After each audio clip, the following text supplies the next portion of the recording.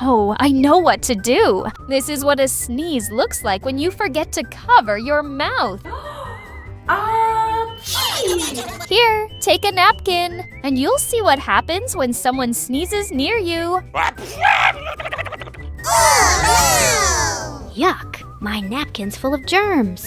Oh dear, how do we stop the germs? Let me show you the right way to sneeze. When you feel like sneezing, cover up, and all the germs will stay on the napkin. That's why covering your mouth and nose is so important. Yay!